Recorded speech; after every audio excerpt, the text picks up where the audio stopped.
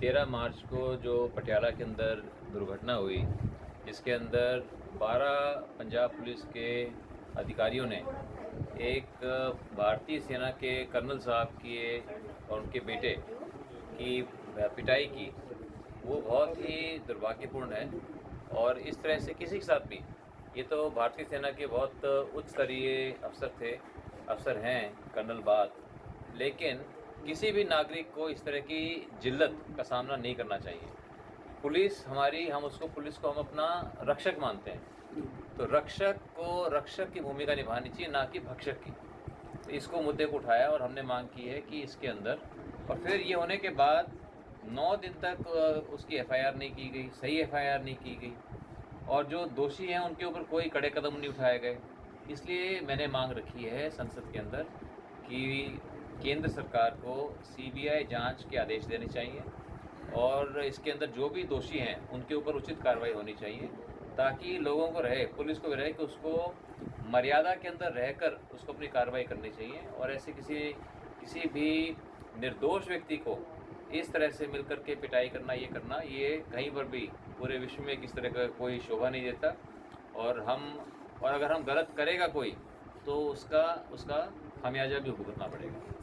आपके शाहबाद की जो भी समस्याएं हैं, जो अपने बाढ़ की समस्या को कहा, इसके प्रति हम सभी बहुत गंभीर हैं। और माननीय मुख्यमंत्री जी, जो कि हमारे ही कुरुक्षेत्र डिस्ट्रिक्ट से ही जो उनका निर्वाचन क्षेत्र भी है, वो यहाँ से हमारे सांसद भी रहे हैं, वो भी इसको भली भांति जानते हैं। और इसके ऊपर जल्द से जल्द हम कार्रवाई करेंगे, ताकि कोई भी आगे कोई भी अगर बाढ़ आती है तो उससे किसी को भी तकलीफ ना हो।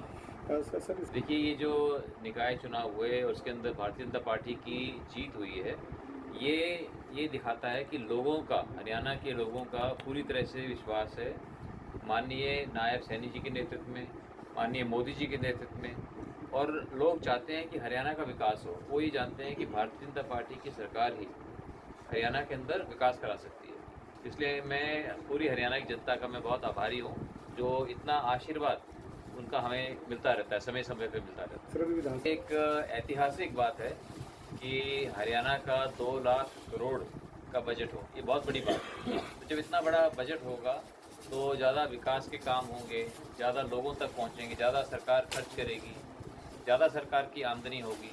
तो ये बहुत अच्छी बात है और ये स्पष्ट रूप से यही दिखाता है कि हम आगे बढ़ रहे हैं और तेज़ी से हम आगे बढ़ रहे हैं।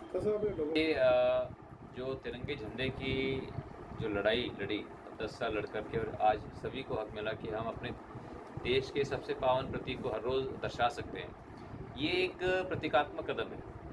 क्योंकि सिर्फ झंडा लगाने से, दर्शाने से कुछ नहीं होता।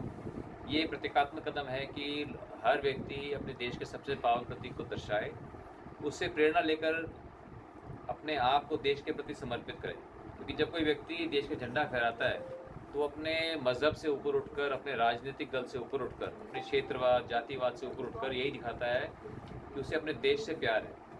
और इसके बाद जो है, मैं बहुत कुछ करना चाहता हूँ, कुरुक्षेत्र के अंदर मैं बहुत कुछ करना चाहता हूँ। और मेरे मन में है कि यमुना नदी, यमुना मैया जिसको हम कहते हैं, जब तक दिल्ली आती है, दिल्ली इसमें कोई साफ़ पानी नहीं रह जाता, सिर्फ इसमें ड्रेन की तरह ये इस्तेमाल होती है। तो इसका जो है, जो पहला का जो स्वरूप है, वो वापस आना चाहिए और पूरी जगह यमुना के अंदर साफ़ पानी इसके अंदर बहना चाहिए। ये कोई आसान काम नहीं है, लेकिन मुझे पूरा विश्वास है कि माननीय प्रधानमंत्री नरेंद्र मोदी जी के नेतृत्व में, उनके आशीर्वाद से, उनके मार्गदर्शन में हम इस काम को आने वाले, और इसके लिए सभी लोगों को, सभी सरकारों को, दिल्ली सरकार को, केंद्र सरकार को, लाखों लोगों को, करोड़ों लोगों को इसके अंदर अपनी अपनी भूमिका निभानी पड़ेगी कि हम यमुना मैया को साफ़ सुथरा रखें, उसके अंदर साफ़ पानी बहे।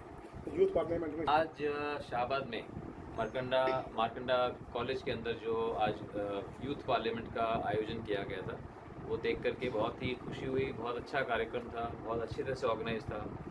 जिन बच्चों ने, अलग अलग बच्चों ने, किसी ने प्रधानमंत्री की भूमिका निभाई, किसी ने लीडर ऑफ अपोजिशन की निभाई, किसी ने अलग अलग मंत्रियों की निभाई, अलग अलग सांसदों की निभाई, और डिबेट हुई अलग अलग सब्जेक्ट्स के ऊपर। उन्होंने बहुत अच्छे सब्जेक्ट्स का चयन किया, बहुत अच्छी डिबेट हुई, बहुत ही ऑर्डरली वे के अंदर सारा का सारा ये सारा संपन्न हुआ।